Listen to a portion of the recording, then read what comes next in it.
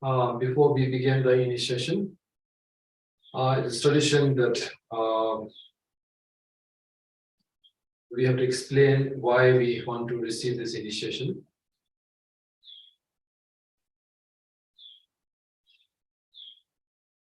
If you look at the Buddhist way of practicing or the tradition, or if you notice, I'm sure most of you have received many initiations and teachings from many gurus. And if you notice one thing, that all the Buddhist, especially the Tibetan Vajrayana masters, they love to explain or talk about suffering, which is a very important, because most of the teachings are for the, how do you say, preliminary teachings or the beginning of the teaching. That is the most difficult part of the journey that we must take towards the enlightenment. The beginning part is the most challenging, most difficult, most where we have to practice the most. Because once you are on the path of Buddhist teaching, I'm not just saying just because you're doing a certain kind of practice, that means you're already in the Buddha. What I'm trying to say, you are physically, or you may think that you are in on the way to Buddhist tradition or practicing, but if you think carefully how your mind is, how your mind works, and then that is where I think is that you will find that we are still in a very early stage or in a very beginning part of our practice. I think I normally like to say that if you want to be enlightened, basically enlightenment means the moment you understand oneself or yourself, there is the moment you are enlightened. If you put it in a simple way, worldly terms, the moment you understand yourself, let me repeat, the moment you understand yourself, that is basically being enlightened. You may think, oh, I want to understand, many people studying about different animals, different societies, different like Asians, Europeans, Americans, they want to study. But once you understand yourself, then you understand everybody else. If you don't understand yourself, it's very difficult to understand other people. Because once you understand yourself, it's like the key. It's like the key to the universal law. Once you have the key or the control over your mind, or understand how your mind works, and then that is the how do you say, method that you can unlock all the your understanding. Basically, if you understand everything, and that is the moment you will realize that there is no suffering, there is no happiness, there is no samsara. That is kind of very interesting for me. And as a practitioner myself, my advice or the how do you say opinion is that if you want to practice Buddhism, then one should try to understand yourself, how your mind is working, why you are happy, why you are suffering, why you feel anger, why you feel desire. All of these, I normally find, I like to say this again and again, but also to understand myself, that we normally think that we understand. Let's say we don't understand everything, but certain things we assume that we understand. For example, I know my family, I would say. Or you would say, I know this person or that person. And then you would say, how do you know? Then you saw, because he likes apples, he likes to wear certain clothes, he likes to drink certain certain things. He likes to do certain things. But that's like the maybe if you I would say put in the numbers, maybe that's like the 5% of what the other person's thinking or doing. By that, looking at 5%, you are assuming that this person you know everything. Now that is other people. Now we come closer to our own tradition or our own family members. You may say, oh, I know totally everything about my father, or I know everything about my mother, or I know everything about my children. Now that is very interesting for me because I may think that I know what my child is thinking or what my parents are thinking, but that's also again you only know certain things. Okay, this my child likes chocolate, my father likes bread or something like that. So that's we are assuming. And if you look carefully, if you try to understand that everything we know in our life, everything we know we think we know in our life, we are assuming. We are assuming everything. So that is very important. This such very simple, very easy, how to say, small word, but this kind of for me, it's a very big challenge because once you, I mean, that is okay. We are talking about other people. We talk about our family. Now the final question comes to: do we know who we are ourselves? Do we know things about ourselves? And when you think like, I mean, for me, my own personal experience, the moment I thought about myself, I literally had goosebumps on my bodies. And literally, I was shocked for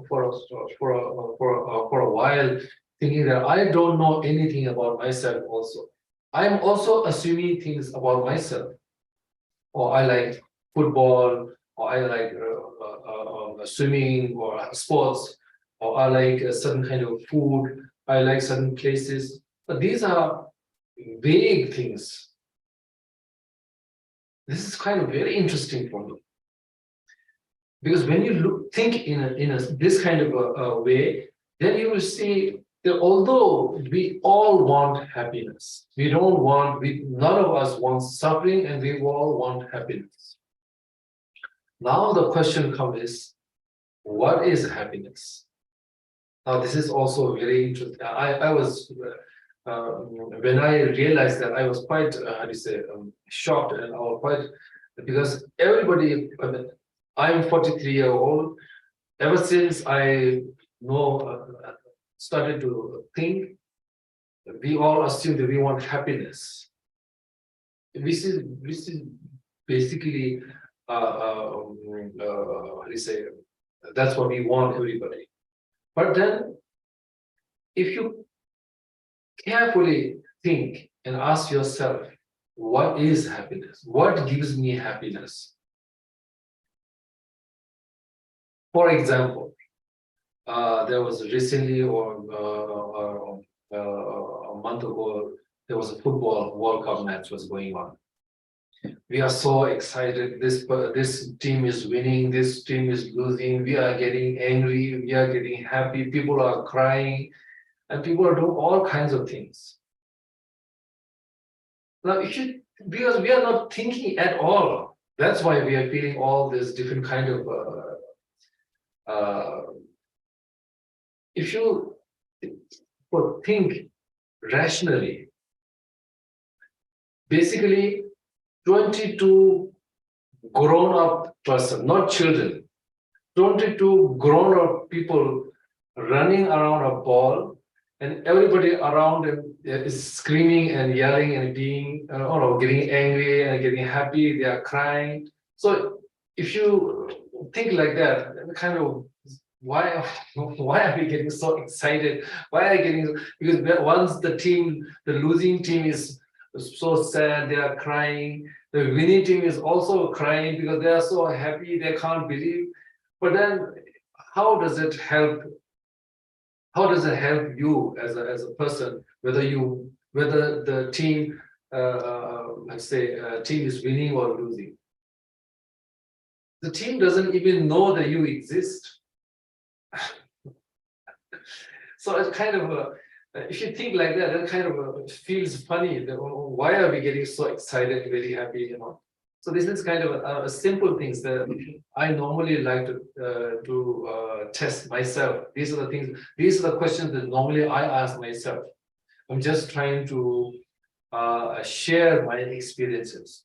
I'm not telling them you should do that. I'm not saying you should not follow your team. You should not how do you say be happy when your team wins or support your team. I'm not saying that, but I'm saying that if you think carefully, because when you think carefully, then there is no suffering.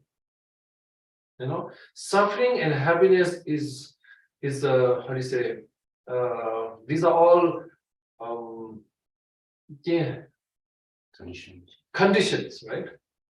On certain things is conditions. You are happy because of certain things are together, or you are happy. Certain things are not together, and then you just say I'm not happy.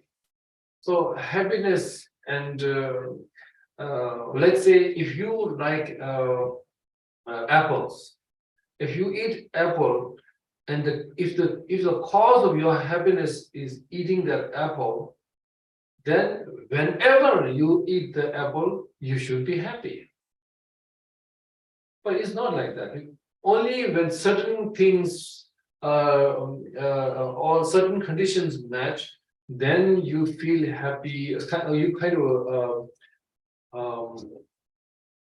vaguely feel certain emotions, and then you brand that emotions, or this is happy, this is not happy, and these are kind of for me, these are very interesting. The most interesting thing in this universe is oneself. And that is where, and I also feel this is the easiest way to practice, and also the most interesting. Because you can assume what other people, you are thinking about what other people may do or may not do, or it's so difficult to what little control you have in this world is at least about yourself. That is the kind of the closest thing you can test is yourself. But then again, no matter how much I say I know myself, can any of you say that after 1 hour I will be thinking like this at that very moment? By exactly, or let's say 5 o'clock or 6 o'clock or 7 o'clock, my mind is going to be like that. Nobody can say that. That means we have no control whatsoever about our own mind. So these are important things. And basically, beginning, I was telling you that the Buddhist masters, they love to talk about suffering, and samsara, is because we want to get rid of our attachments.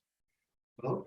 To get rid of your attachment, the best antidote for your attachment is selfless, of course, and also to help you is the compassion. Compassion makes everything much easier for you to be less attachment. Because attachment makes everything more complicated.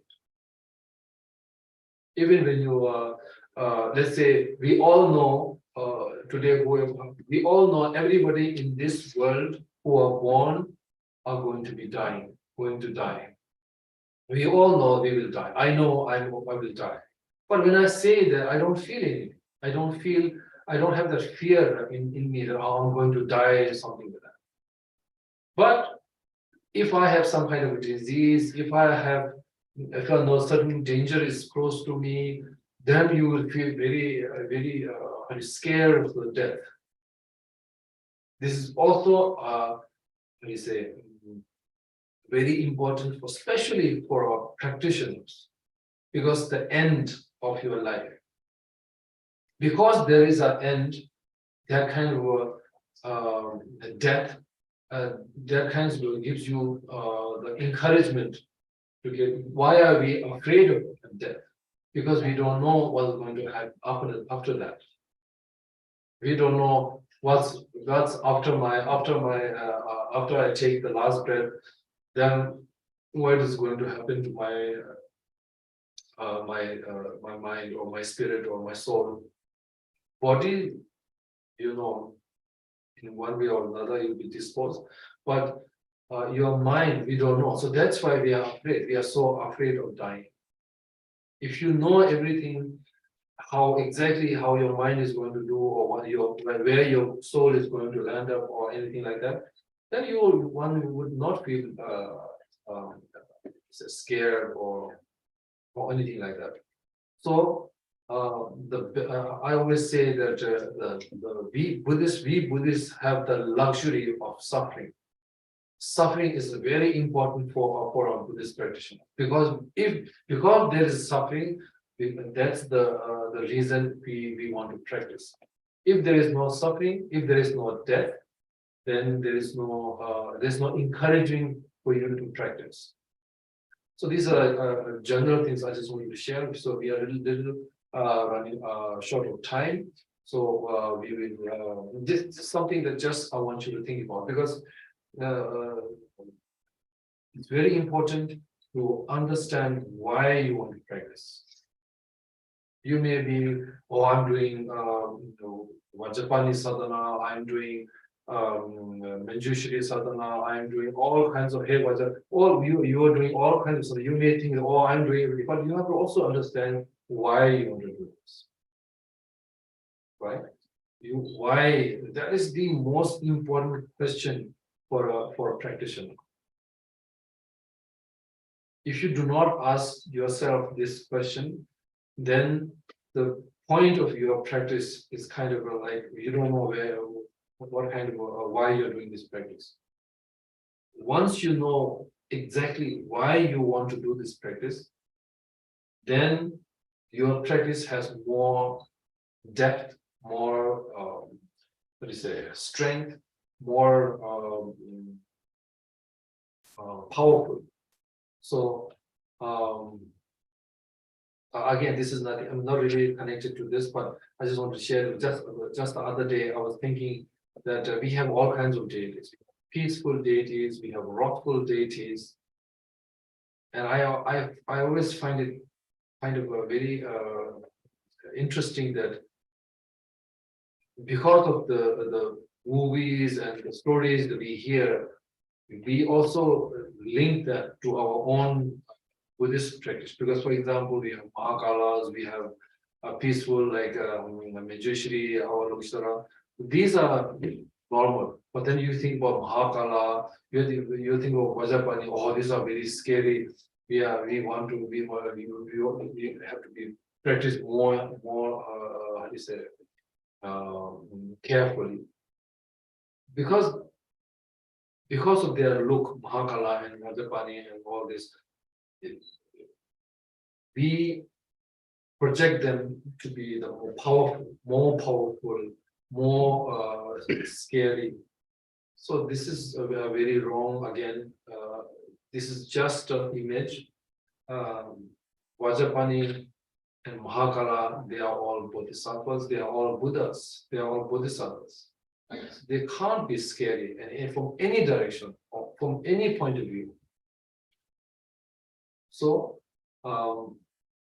we have to practice when we practice when you do a deity in any kind of wrathful thing, then you have to think of them as a bodhisattva, as a Buddha himself. There's no difference whatsoever whether they're wrathful or peaceful. But because in our normal life we see some certain people as bad people, dangerous people, gangsters, and all kinds of things.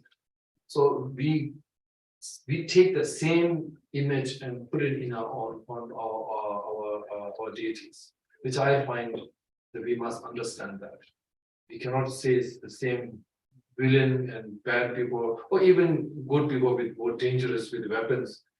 You can't say the same thing about our deities. I thought it was interesting and also very important to realize. This way we have completed the initiation. So now you can actually recite the 7-line Guru Pama Samava prayer and the mantra also. The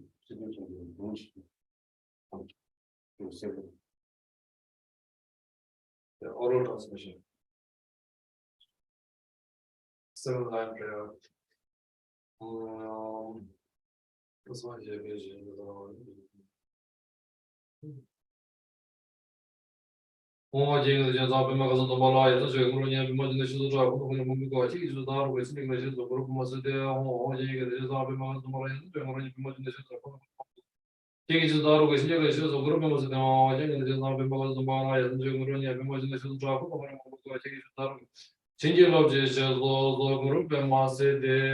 this way. I also did the 7-line Guru Pama Samava prayer oral transmission also. So now we can do the recitation and also do the mantra. As I said at the beginning, whichever deity you practice, there is no different. It's only your personal feeling or the karmic link which you have to your deity that is more important, rather than whether you are practicing wrathful or peaceful or any kind of, for example, whether you are practicing any one of the traditions of Tibetans. We have Sakya, we have multiple different, even within the Sakyas, within the Nimas, they're all whichever practice you're doing, there is no difference whatsoever. The important thing is what you feel connected, how you understand, because even though Buddha comes himself to teach you, if you don't understand, then there is no how do you say, benefit. So try to understand things around you, what you are doing. That is the most intensive for me. So I'm just telling you again that try to think how your mind is behaving. When your mind is happy, you must try to understand why I'm feeling this happy or what is happy. Because generally, when you try to understand the happiness, then you will not find a happiness. Just like that, then you will not find suffering. The simple method is, if any questions you have, if you ask them,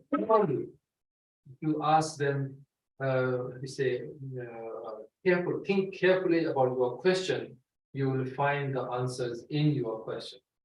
So this is the and also the three or the advice that normally I try to give to live a more meaningful life, to live a more calm life.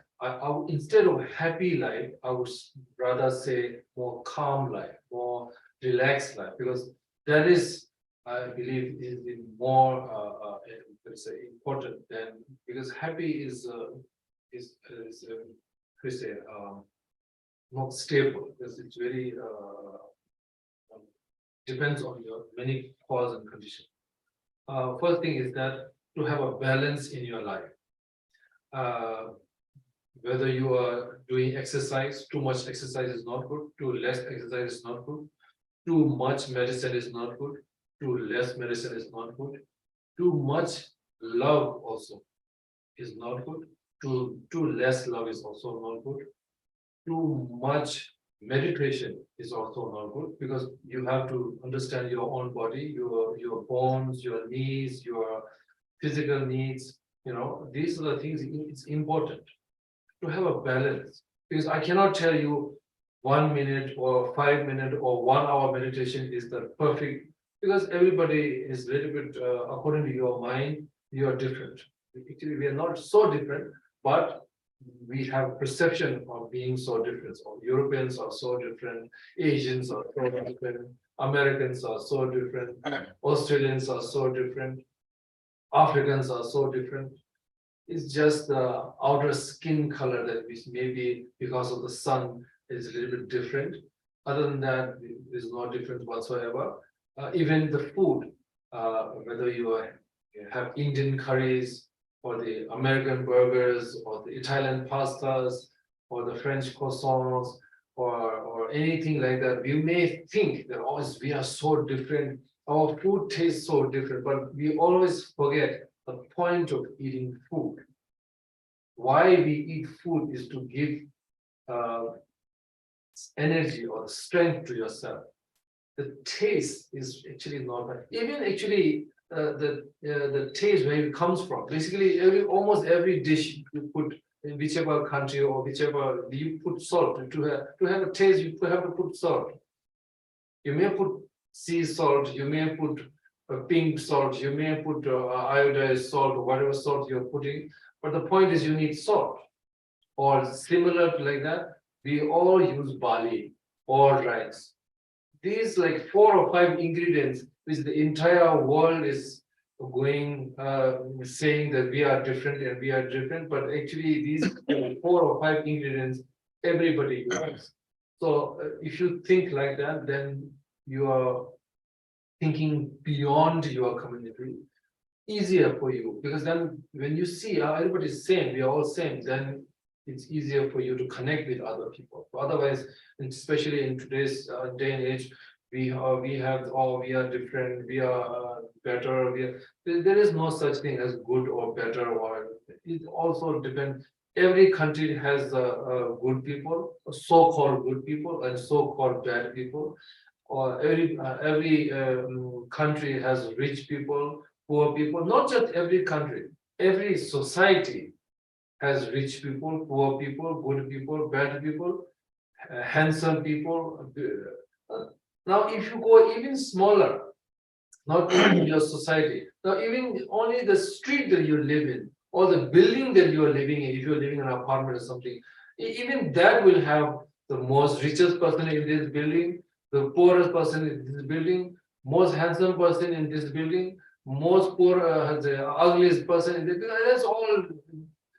This is all dependent on who is asking the question, how you're looking at these. These are simple questions, but this will help you to make you calm, because we are all trying to be somebody that we are not. We are trying to be. We all say we are trying to be better person. But what is better person? You know, according to who you want to be a better person. Who set that level that if you do these certain things, then you are better. If you don't do certain, because I have met many people. I have met many like, people who how to say, who has thousands of people working for them, and I always find them generally rich is considered good and happy people. Poor is not. But I have literally seen with my own eyes and experienced myself that not always rich people are always. I always find them worrying about their company, worrying about their work, worrying about other people, worrying about their future. I rarely see them, how I say, so-called happy, and even in a general worldly terms. I have met few like so poor, they don't have enough food for next day, but I have seen them happy, laughing, and more relaxed.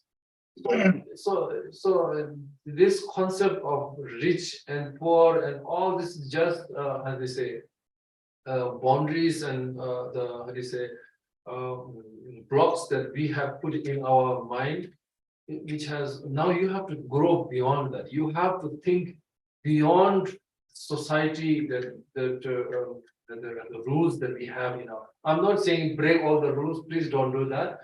Please follow the rules. Please don't do anything illegal. What I'm trying to say is think what is, because to meet that standard in your society, we are working 24/7. We are all trying to meet that, or we have to get certain house, certain car, certain certain clothing. So to enable to reach that goal, our whole life we spent our whole life trying to get to that standard. So it's such a pity that to be relaxed, to be more comfortable, You just have to realize what you are. Accept. First thing, of course, first thing is to have a good balance in your life, or good balance for yourself. And the second one is acceptance. You accept who you are.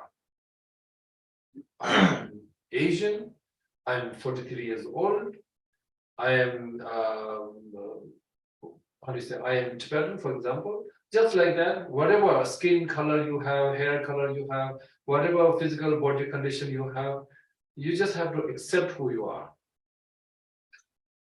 Then you will be more satisfied. Then your anxiety is less. If I want to have good body, 6 packs on my stomach, big muscles, and then I'll be trying to get that for the rest of my life, but I will never reach my goal. Again, I'm not saying do not do diet. I'm not saying do not do exercise. I'm not saying don't go to your gym, but I'm just saying you have to understand, right? You have to understand, of course, do your work. You go to school, do your work, go to the gym, but also keeping in mind that you are what you are. If you're trying to, if you are always trying to be 2 steps ahead of yourself, then the 2 step is always on 2 steps ahead of you. So you will never be relaxed.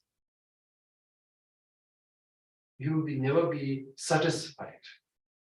So to be more happy, to be more relaxed, acceptance is very important. Balance and acceptance. I think these are the 2 more as of now. I'm also trying to understand myself. Again, these, whatever I am telling you through my experience, through the whatever understanding I have from the Buddha's teaching and our masters and our Guru's teaching.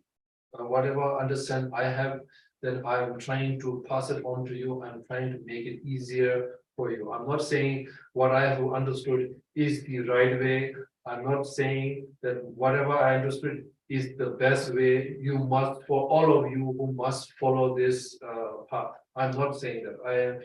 I'm merely sharing my experience, that what I have experienced, I am sharing that with you. That if you find that it is, how do you say, appropriate, or how do you say, that you could try something, then please go ahead. Other than that, you can just think about that. And of course, Buddhism, think. We are not thinking. We are not using our mind at all. Awakening. What is awakening? Enlightenment is that you have to use our brain. We are already enlightened inside us. We already have the Buddha's nature in our every sentient, not just the humans, the animals, the gods, even the hell beings. Every sentient being has the Buddha nature. That means every sentient being already inside is enlightened. I don't know how many of you play video games. When I was younger, I used to play video games, and the game is already installed in your video game. But as you play, as you achieve the goals in the video game, you unlock the next level. Just like that, inside ourselves, we are already Buddha, but you have to understand, now you have to realize what you are. You have to realize how what the power you have, what you have to understand.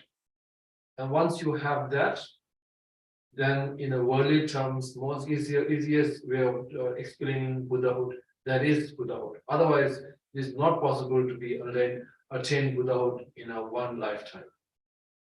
I mean, not even one lifetime. There are many in history that people, while doing their practice, while talking to their masters, they have already attained enlightenment. Because that basically, we all know your step.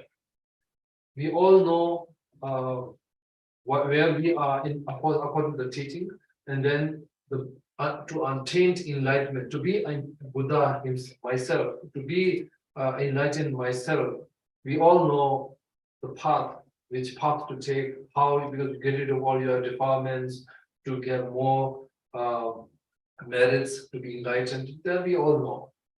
Then why are we not Buddha? What's wrong with us that we are not realizing we are Buddha? It's just the thing stopping you from attaining enlightenment is oneself. This is where this question is coming. Because although we know the path, now we have to believe. I don't know how do you say this? Conviction. Conviction. We have to have this conviction without any room for doubt. Without any room for doubt.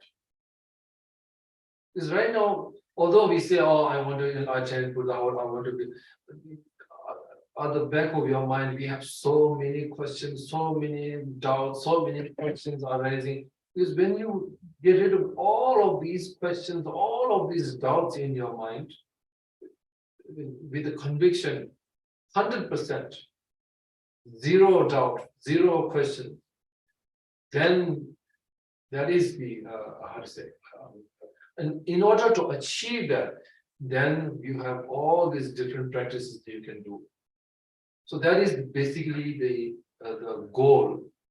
And in order to achieve that, in order to get to your enlightenment, it's just like, okay, in order to close all these doors for the questions arising in your mind, you have to check all the doors.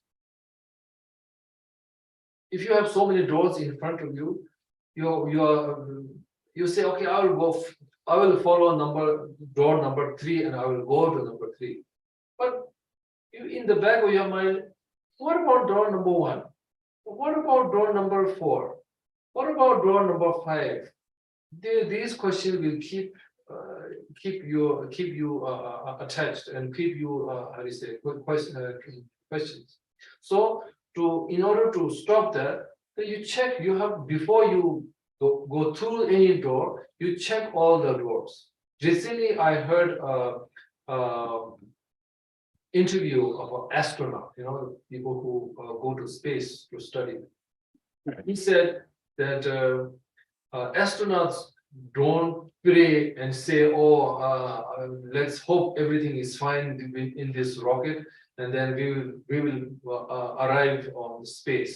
He said, "We don't do that. We check every part of this rocket, the vehicle they're going. We check every inch, every part.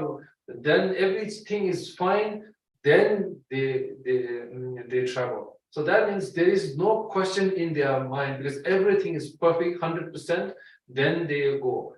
You just don't say, "Oh, I hope this today we have enough fuel," or "Today, the computer is working on this part. I hope this is okay. Okay, let's go." They don't do that. So just like that, we check everything in our life in order to have the 100% certainty without any questions. And then if you follow, that means, because Buddha, once you attain Buddhahood, then there is no coming back to be samsara, right? Back to samsara. So without, I think we are running short of time, without taking much time, I'm very happy that I could pass on this teachings to you. This is teaching I have received from His Holiness the 41st Sakya Trizin Gyana Vajra, and he has received, this lineage is coming from Apam Terton from Tibet, and I'm very happy that I could pass this on to you. I hope you will practice. I hope you will have these questions. First, good, to have questions is good. But then when you have attained certain levels, then you don't need those questions. So but I hope if you have any questions, raise any question, this is a good sign. Most importantly, about yourself, about the feelings that you have. Because we have been having these feelings, we have been going through this, following the rules of society for so long. that it's kind of we are so used to this. I'm just one small example I will give you. If we say that this, and when I'm pointing my finger, this is my eye and this is my nose, it will be very difficult for you, right? This is my nose, this is my eyes. Because for so long, ever since you were born, you've been told that this is your nose and this is your eyes. Now suddenly if I say this is your nose and this is your eyes, you may say, which is saying, the master is saying this is the eye and this is the nose. You may say, oh yes, we agree. But in the back of my mind, it will be very difficult for you, right? It will take time to get used to that. This is my eyes, this is my nose, this is my eye. Then you have to do this many thousands. So every day you have to, basically convince yourself. Then just like that. The reason we are in samsara is because we are so used to these feelings. So we are following this. That's why we all fall to the same ditch, basically. We knew there's a ditch. We knew that there was a ditch for so long, but every generation, every sentient being fall to the same ditch at the same place, at the same everything. Why is that? Because we are all following the same rule. We are all going through the same path. Or we think we are following the right path. So to have these questions is important. If you want to be enlightened, this is very important.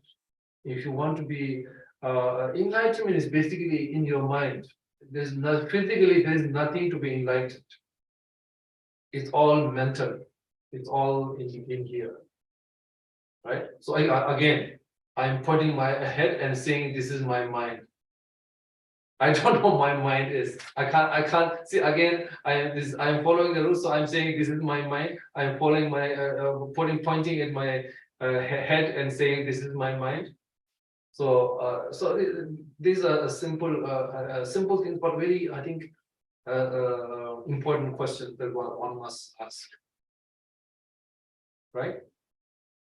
Thank you so much, and thank you for the Sakya friends who have organized this teaching, and also the Manjushri Center. Thank you very much and wish you all the best. Thank you very much.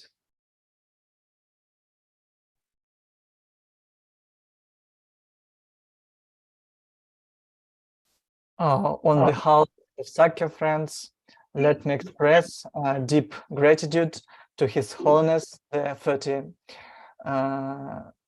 Sakya Trizin Gyana Vajra, for bestowing such a precious empowerment of Guru Rinpoche and for authorizing Sakya friends to translate it into 13 languages. Also, we want to thank all the volunteer translators who provided opportunity for people all over the world to receive such a beautiful dharma in their own languages.